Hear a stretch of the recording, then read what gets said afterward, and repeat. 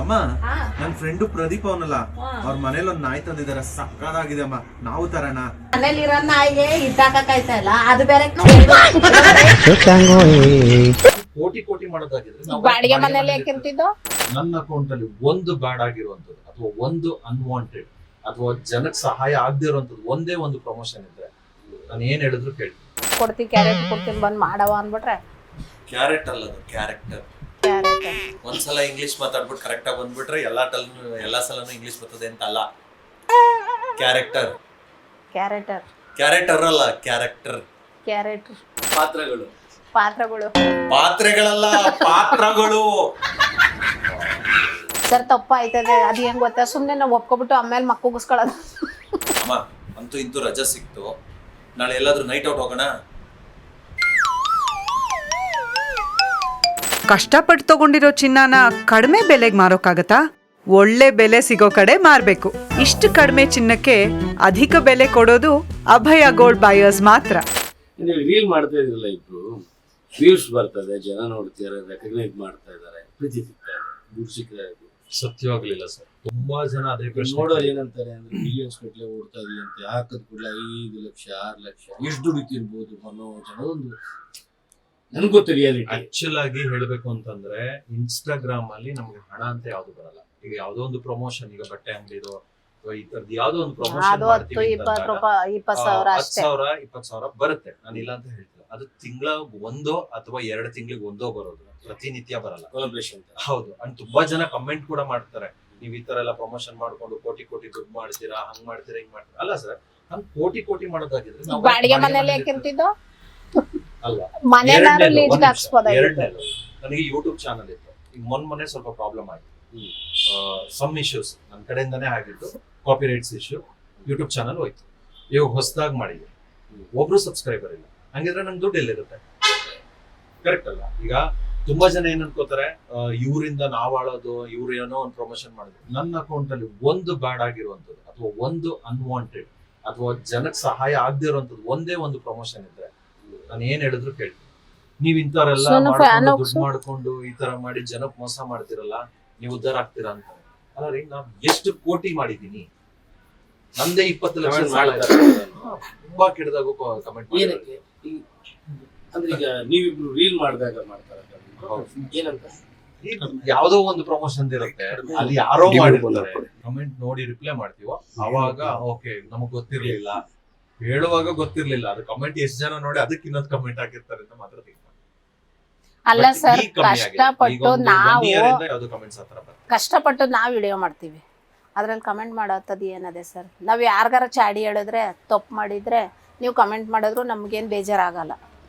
ಏನ್ ಮಾಡಿದೀವಿ ಸರ್ ನಾವು? ಎಂಟರ್ಟೈನ್ಮೆಂಟ್ ಮಾಡ್ತಿದ್ದೀರಾ, ನಮ್ಮ ಪಾಡಿಗೆ ನಾವು ಮಾಡ್ತೀವಿ.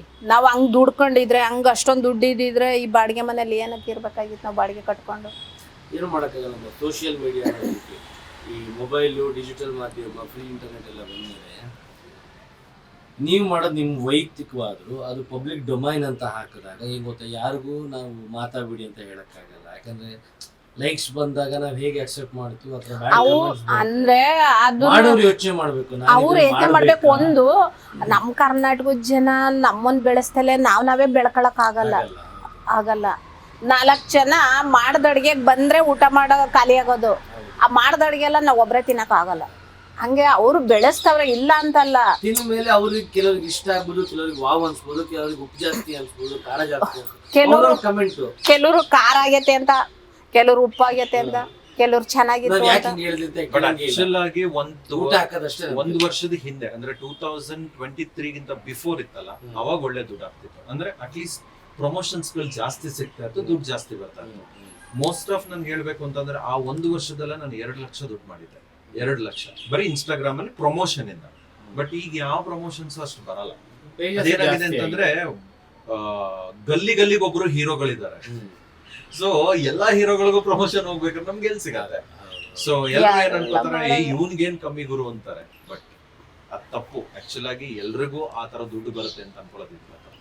ಇವಾಗ ಒಂದು ತಿಂಗಳಲ್ಲಿ ನಾವು ಒಂದು ಪ್ರಮೋಷನ್ ಬಂದಾಗ ಹಬ್ಬ ಬಂದ್ರೆ 10,000 ಬರ್ಬೋದು. 10,000ದಿಂದ ಏನ್ ಮಾಡಕ್ಕಾಗಲ್ಲ.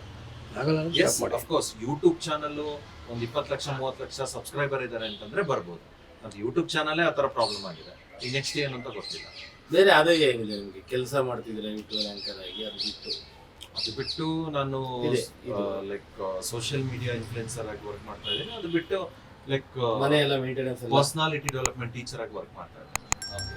ಸೊ ಈಗ ಸ್ವಲ್ಪ ಸ್ಟಾಪ್ ಮಾಡಿದ್ದೀನಿ. ಬಟ್ ವರ್ಕ್ ಅಮ್ಮ ಹೌಸ್ ವೈಫ್ ಅಷ್ಟೇ. ಮನೆ ಅಡಿಗೆ ತಿಂಡಿ ರೀಲ್ಸ್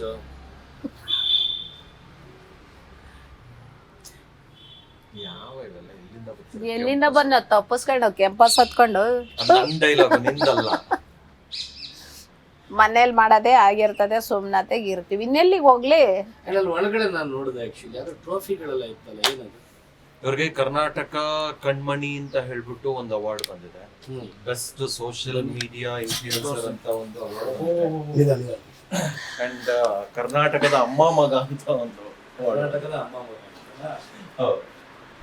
ನೋಡಿ ಎಲ್ಲ ಜೋಡಿಸಿದೀವಿ, ಎಲ್ಲ ಜಾಗದಲ್ಲೂ ಇಟ್ಟಿದೀವಿ, ಜಾಗ ಇಲ್ದಲೆ. ಇದು ಟ್ರೋಫಿ ಅದೇನಾ? ಇದು ಬೇರೆ ಬೇರೆ ಇದೆ, ಅದು ಬೇರೆ ಬೇರೆ. ಅಲ್ಲ ಒಟ್ಟಲ್ಲಿ ಇದು ಭಾಗ್ಯಮ್ಮ ನಾಗರಾಜ್ ನಮ್ಮ ಯಜಮಾನ್ರು. ಭಾಗ್ಯಮ್ಮ ನೀವೇ ತಾನೆ? ಹೌದು. ನಿಮ್ಮ ಹೆಸರಲ್ಲೇ ಇರೋದಲ್ಲಿ ರಾಜ್ಯ ರತ್ನ ಪ್ರಶಸ್ತಿ, ಯಶ್ ಇಂಟರ್ನ್ಯಾಷನಲ್ ಎಲ್ಲ ಹಿಂದೆ ಹಿಂದೆ ಹಿಂದೆ ಜೋಡಿಸ್ಬಿಟ್ಟಿದೀವಿ ಸರ್. ಹೌದಾ?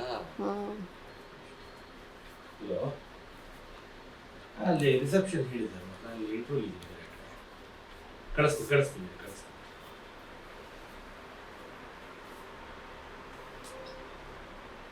ಎಷ್ಟು ಬಂದಿದ್ದಾರೆ. ಇದು ಮೊನ್ನೆ ಕೊಟ್ರು. ಯಾವ್ದು ಅಲ್ಲ, ಅಲ್ಲಿ ಮನೋಜನ್ಗೆ ಇಲ್ಲಿ ಅಲ್ಲಿ ಇದು ಕಾರ್ಡ್ ತಗೊಂಡ್ ಬಂದಿದ್ದಾರೆ ನೋಡು. ರಿಸೆಪ್ಷನ್ ಇದೆ, ಕಲೆಕ್ಟ್ ಮಾಡ್ಕೊಂಡು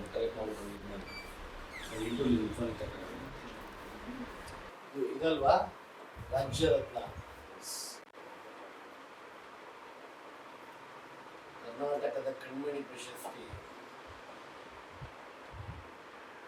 ಇದು ನಾನು ಲೆಕ್ಚರರ್ ಆಗಿ work ಮಾಡ್ತಿರುವಾಗ ಯಾವ್ದಾದ್ರು ಅಮ್ಮಂಗೆ ಬೆಸ್ಟ್ ತಾಯಿ ಮಗ ಅಂತ ಕೊಟ್ಟಿರೋದು ಯಾವ್ದಮ್ಮ? ಅದು ಊರಿಗೆ ಕೊಟ್ಟು ಕಳ್ಸಿದ್ವಿ. ಏನು ದುಡ್ಡಂತ ಯಾರೋ ಕೊಟ್ಟಿಲ್ಲ, ಅವಾರ್ಡ್ ಕೊಟ್ಟಿದ್ದಾರೆ, ಸನ್ಮಾನ ಮಾಡಿದ್ದಾರೆ ಅಷ್ಟೇ. ಸರ್ ಇಡಕ್ ಜಾಗ ಇಲ್ಲ ಅನ್ಬಿಟ್ಟು ಎಲ್ ಬೇಕಲ್ಲ ಎಲ್ಲ ಕಂಪ್ಲೀಟ್ ಆಗಿ ಕಟ್ಬಿಟ್ಟು ಊರಿಗೆ ಪ್ಯಾಕಿಂಗ್ ಮಾಡಿ ಇಷ್ಟ ಅಗ್ಲಿಗೆ ಬಾಕ್ಸ್ ಅಲ್ಲಿ.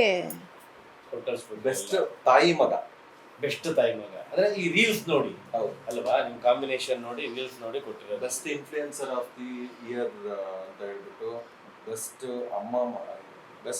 ಅಮ್ಮ ಮಗ, ಕರ್ನಾಟಕದ ಅಮ್ಮ ಮಗ, ಅಂಡ್ ಕರ್ನಾಟಕದ ಕಣ್ಮಣಿ, ರಾಜ್ಯ ರತ್ನ, ಯೂತ್ ಐಕಾನ್ ಅವಾರ್ಡ್, ಸುಮಾರು ಬಂದಿದ್ದಾವೆ. ಅವಾರ್ಡ್ಗಳು ತಗೊಂಡು ಏನ್ ಮಾಡ್ಬೇಕು ಅಂತ ಗೊತ್ತಿಲ್ಲ. ಅವಾರ್ಡ್ ಬದಲು ಹಣನಾದ್ರೂ ಕೊಟ್ಟಿದ್ರೆ ಎಷ್ಟೋ ಸಹಾಯ ಆಗ್ತಿತ್ತು. ಏನೋ ಒಂದ್ ಸಪೋರ್ಟ್ ಮಾಡ್ದಂಗ ಆಗೋದು. ಹೌದಮ್ಮ. ಇದು ನಮ್ಗೆ ಫಸ್ಟ್ ಅವಾರ್ಡ್ ಅಂತ ಬಂದಿದ್ದು. ಶಿವಣ್ಣ ಅವರು ಬೆಸ್ಟ್ ಟೀಚರ್ ಅವಾರ್ಡ್ ಅಂತ ಬಂದಿದ್ದು. ಫಾರ್ ದ ಫಸ್ಟ್ ಟೈಮ್ ನಾನು ಸೋಷಿಯಲ್ ಸರ್ವಿಸ್ ತರ ಮಾಡ್ತಾ ಇದ್ದೆ. ಸುಮಾರು ಒಂದು 20,000 ಮಕ್ಕಳಿಗೆ ನಾನು ಪರ್ಸನಾಲಿಟಿ ಡೆವಲಪ್ಮೆಂಟ್ ಕ್ಲಾಸಸ್ ತಗೋತಾ ಇದ್ದೆ. ಸುಮಾರು 162 ಸ್ಕೂಲ್ಸ್ಗಳು ಬ್ಯಾಂಗ್ಳೂರಲ್ಲಿ, ಅಂಡ್ ಒಂದು 80 to 85 ಕಾಲೇಜ್ಗಳಲ್ಲಿ ಫ್ರೀ ಆಗಿ ಟೀಚ್ ಮಾಡ್ತಾ ಇದ್ದೆ. ಆಮೇಲೆ ಸ್ವಲ್ಪ ಸ್ಟ್ರಗಲ್ ಜಾಸ್ತಿ ಆಯ್ತು. ಸೊ ದಟ್ ಓಕೆ ಬೇಡ, ಇನ್ನಾಗಲ್ಲ, ಸುಮ್ಮನೆ ಎಷ್ಟು ದಿನ ಅಂತ ನಾನು ಫ್ರೀ ಮಾಡ್ಬೋದು, ಗೌರ್ಮೆಂಟೇ ಫ್ರೀ ಮಾಡಲ್ಲ, ನಾವೇನ್ ಬಿಡೋಣ. ಸೊ ದೆನ್ ಬೇಡ ಅಂತ ಹೇಳ್ಬಿಟ್ಟು, ನಿಮ್ಮ ಹತ್ರ ಶಕ್ತಿ ಇದ್ದು ಟೈಮ್ ಇದ್ರೆ ಅದು ಮಾಡಿದ್ರೆ ಒಳ್ಳೇದು. ಆಬ್ವಿಯಸ್ಲಿ ನಾವು ಬಾಡಿಗೆ ಮನೆಯಲ್ಲಿ ಇಟ್ಕೊಂಡು ಎಲ್ಲ ಮಾಡ್ಕೊಂಡು ಕೂತ್ಕೊಂಡ್ರೆ ಆಗಲ್ಲ. ಬಾಡಿಗೆ ಕಟ್ಟೋ ಟೈಮ್ ಇದ್ದು ಎಕ್ಸ್ಟ್ರಾ ಇದ್ರೆ ಮಾಡಿದ್ರೆ ಬಹಳ ಒಳ್ಳೆ. ಇವತ್ತಿಗೂ ಮಾಡ್ತಾ ಇದ್ದೀನಿ, ಬಟ್ ಎಲ್ಲ ಬೇರೆ ಕಡೆ ಒಳ್ಳೇದಾಗುತ್ತೆ ನಾನು ಅಂತೀನಿ ಅಷ್ಟೇ. ಬಟ್ ಅದೊಂದು ನನಗೆ ಫೇವ್ರೇಟ್ ಅವಾರ್ಡ್ ಅಂತ ಹೇಳ್ಬೋದು, because first and favourite Shivanna ಕೊಟ್ಟಿರೋದಕ್ಕೆ. ಎಕ್ಸಾಕ್ಟ್ಲಿ. ಈ ಇಲ್ಲೊಂದು ರೀಲ್ ಮಾಡ್ಬೇಕು ಅಂದ್ರೆ ಏನ್ ಮಾಡ್ಬೋದಮ್ಮ? ನೋಡೋಣ. ಅಲ್ಲ, ಐಡಿಯಾ ಬರ್ಬೇಕು ಅಂದ್ರೆ ಕಾಫಿ ಕುಡಿಯೋಣ, ತೊಂದರೆ ಇಲ್ಲ. ಕಾಫಿ ಕುಡ್ದೆ ನೀವು ಮಾಡ್ತೀರಿ ಅನ್ನಂಗಿದ್ರೆ ನೋಡ್ಬೋದಲ್ಲ. ಯಾವ್ದು ಮಾಡ್ಬೇಕು ಅಂತ ಗೊತ್ತಿಲ್ಲ. ಮಾಡಿ ಯಾವ್ದೋ ಒಂದು ಕಾಫಿ ಕುಡಿತಾ ಐಡಿಯಾ ಮಾಡೋಣ. ಅಲ್ಲಿ ಯಾವ್ದು ಅಂತ ನನಗೆ ಗೊತ್ತು. ಯಾವ್ದು ನಾನು ಹೇಳ್ಕೊಡ್ತೀನಿ, ಹೋಗಿ ಕಾಫಿ ಮಾಡ್ಕೊಂಡು ಬನ್ನಿ. ಮಗ ಇದಾರಲ್ಲ, ಕಾಫಿ ಮಾಡ್ಕೊಂಡು ಬನ್ನಿ, ಹೋಗಿ. ಓಕೆ. ಇಲ್ಲಿ ನಿಮ್ಮ ಕಿಚನ್ ಡಿಪಾರ್ಟ್ಮೆಂಟ್ ಒಳಗ ಕಿಚನ್ ಕ್ಲೀನಾಗಿ ಇಟ್ಕೊಂಡಿರಲ್ಲ ಅಂತ ಯೋಚನೆ ಮಾಡ್ತಿದ್ದಾರೆ.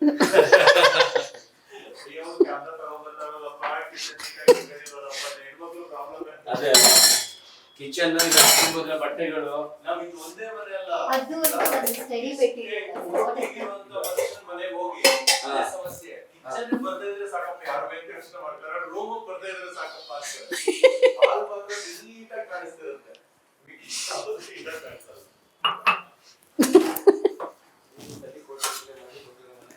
ಕಪ್ ಕೊಳೆತ್ಕೊಂಬ. ಅದನ್ನ ಮೆನ್ಷನ್ ಮಾಡ್ಬೇಕು. ಈಗ ನನ್ಗೆ ಈಗ 32 ಇಯರ್ಸ್, ಮದುವೆ ಆಗಿಲ್ಲ ಅನ್ನೋದು ಒಬ್ಬರು. ಬನ್ನಿ ಬನ್ನಿ ಬನ್ನಿ ಬನ್ನಿ ಬನ್ನಿ ಬನ್ನಿ ಕುತ್ಕೊಳ್ಳಿ. ನಿಮಗೆ ಕಾಫಿ ಹೇಳಿ ನಮ್ಗಲ್ಲ, ನಿಮ್ಗೆ ಐಡಿಯಾ ಬರಕ್ಕೆ. ತಲೆ ಓಡಲ್ಲ ಅಂದ್ರಲ್ಲ ಅದಕ್ಕೆ ಅವರು ಸೇರೆ ಕುಡಿಯೋದು. ಅವರು ಜಾಸ್ತಿ ಇದೆ ತಂದು. ಕುಡೀರಿ ಸರ್ ಇಲ್ಲ, ಜಾಸ್ತಿ. ನಾನು ಕುಡಿಯಲ್ಲ, actually. ಇನ್ನೊಂದು ಗ್ಲಾಸ್ ಕುಡಿ. ಇಲ್ಲೇ ಕುಡಿಮಾ. ಅವರು ತಾಬಾಸನ್ ಒಳಗಡೆ ಐತೆ. ಕಾಫಿ ಕುಡೀರಿ, ಒಳ್ಳೆ ಐಡಿಯಾ ಬರಲಿ, ರೀಲ್ ಮಾಡುವ. ಕಾಫಿ ಕುಡೀರಿ. ಸಕ್ಕರೆ ಜಾಸ್ತಿ ಐತೆ ನೋಡ್ಲೇ ಇಲ್ಲ. ಸಕ್ಕರೆ ಹೆಂಗ್ ಹಾಕೋದು ಗೊತ್ತಿಲ್ಲ. ಅಡುಗೆ ಮಾಡಕ್ ಬರೋಲ್ವಾ? ಸತ್ಯ ಹೇಳ್ಬೇಕು. ನಿಜವಾಗ್ಲೂ ಅಡುಗೆ ಮಾಡಕ್ಕ ಇದೇ ಮಾಡಕ್ ಬರ್ದಂಗೆ ನಮ್ಮನ್ನೆಲ್ಲ ಸಾಕ್ತಾರೆ. ಡೌ ಮಾಡಕ್ ಬರುತ್ತೆ ಮಾತ್ರ ಅಲ್ಲ. ಸಕ್ಕರೆ ಕಾಯಿಲೆ ಎಲ್ಲ ಚೆಕ್ ಮಾಡ್ತಾ ಇದ್ರೆ ಕರೆಕ್ಟ್ ಆಗಿ. ಡಾಕ್ಟರ್ ಹೇಳಿದ್ರು ಶುಗರ್ ಚೆಕ್ ಮಾಡಕ್ಕೆ. ಡೈಲಿ ಶುಗರ್ ಚೆಕ್ ಮಾಡಿ ಅಂತ. ದಿನ ಬೆಳಿಗ್ಗೆ ಎದ್ದು ಶುಗರ್ ಚೆಕ್ ಮಾಡ್ತಾ ಇದ್ದೀರಾ? ಆ ಸಕ್ಕರೆ ತೊಳ್ದಿಡು ಅಂತ ಹೇಳ್ಕೊಟ್ಟಿದ್ರು. ಇಲ್ಲ ಸರ್, ವಿಡಿಯೋ ಮಾಡಿ ಅಂತೀರ.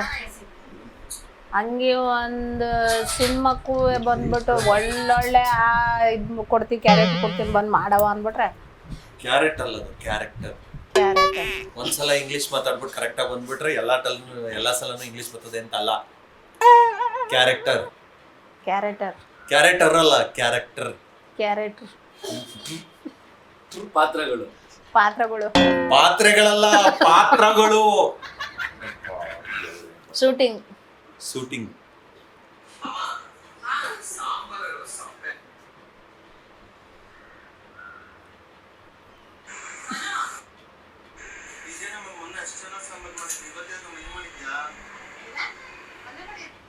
ಡೈಲಿ ಮಾಡ್ತೀರಾ ವಿಡಿಯೋ ಹೇಗೆ ರೀಲ್ಸ್?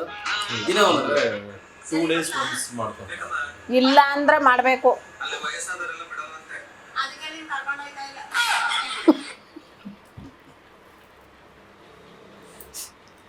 ಪಾರ್ಕಲ್ಲಿ ವಯಸ್ಸಾದವ್ರಿಗೆ ಜಾಗ ಇಲ್ಲ ಅಂತ. ಅದನ್ನ ಮಾಡ್ಬೋದು. ಅದೇ ತುಂಬಾ ದಿವಸ ಆಗಿದೆ ಹಳೆ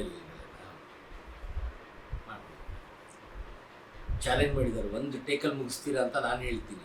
ಇಲ್ಲ ಸರ್. ಅಯ್ಯೋ, ನಾನೇ ಕಾನ್ಫಿಡೆಂಟ್ ಆಗಿ ನಿಮ್ ಕಡೆ ಸಪೋರ್ಟಿಗೆ ಬಂದು. ಸರ್ ತಪ್ಪ ಆಯ್ತದೆ. ಅದು ಹೆಂಗ್ ಗೊತ್ತಾ, ಸುಮ್ಮನೆ ನಾವು ಒಪ್ಕೊಬಿಟ್ಟು ಆಮೇಲೆ ಮಕ್ಕಳಿಸ್ಕೊಳ್ಳೋದು.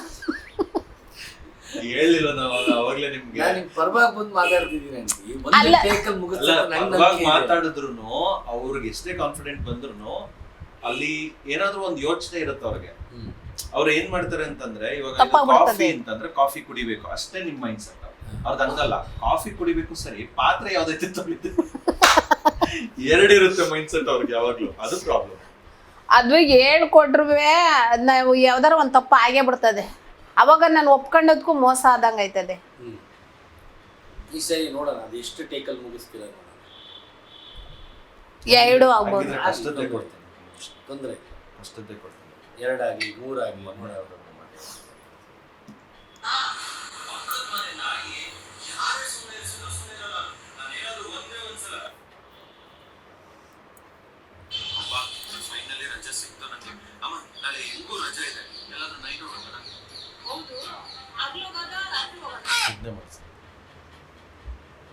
ನೈಟ್ ಹೋಗೋದ ಬೆಳಗ್ಗೆ ಹೋಗೋದು ಅಂದ್ಬಿಡ್ತೀನಿ. ಹಗ್ಲಲ್ಲಿ ಹೋಗೋದ ರಾತ್ರಿಲಿ ಹೋಗೋದ?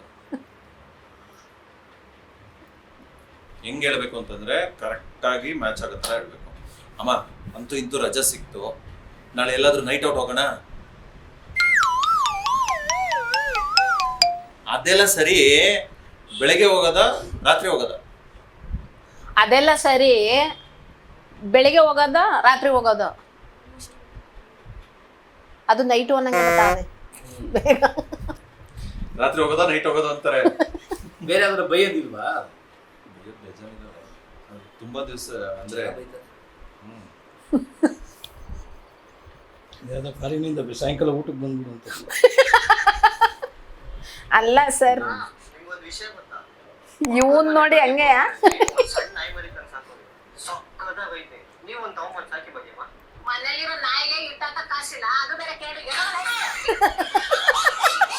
ಇದೇ ಮಾಡೋಣ. ಸರಿ, ನಾಳೆ ಬರ್ತೀನಿ. ಅವನ್ ಬೆಚ್ಚ ಬಿದ್ದೋಗಿ ಅವನೇ. ಮಧ್ಯಾಹ್ನ ನಾಳೆ ಬರ್ತೀನಿ. 3 ಜನ ಬೇಕು ಅಂದ್ರೆ 3 ಜನ ಅಲ್ಲ ಇದೇ ಮಾಡೋಣ, ಚೆನ್ನಾಗಿದೆ, ಮಜಾ ಇದೆ. ಅದು ಸ್ವಲ್ಪ ಉದ್ದಕ್ಕಿದೆ ಅವ್ರಿಗೆ ಮಾತಾಡೋಕ್ಕೆ. Beat plus Karnataka.